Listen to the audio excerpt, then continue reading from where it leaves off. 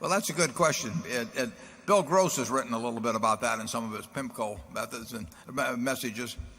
If you go out to the furniture mart and construct a price index, it hasn't moved very much. When you were selling DVD players at X a few years ago, and now you're selling them at a quarter of X. So there's certain areas that there's been a huge, in effect, deflationary aspects. But I do think the CPI, and like I say, Gross has written about this, but the CPI is not particularly good index. I always get a kick out of when they talk about the core CPI, and then they say that excludes food and energy.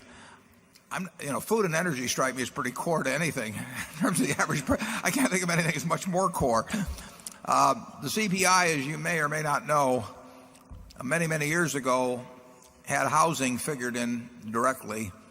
CPI now has a rental, which is an imputed rental type computation. It's still a large portion of the CPI, but it does not reflect the new housing prices and rentals. The rental factor has lagged, in my view, significantly below what housing costs really are for an American family.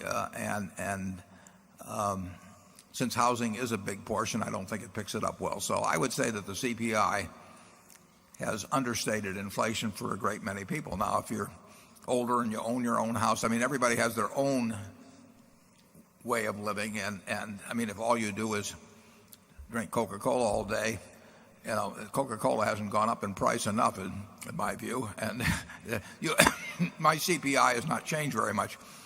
But for somebody buying a new house versus 6 or 8 years ago and driving 30 or 40 miles to work or having a lot of driving in the family, the CPI has gone up a lot more than the government figures would indicate. I think overall, though, for a typical young family, that the CPI probably underestimates the burden they have faced in terms of their own living situation.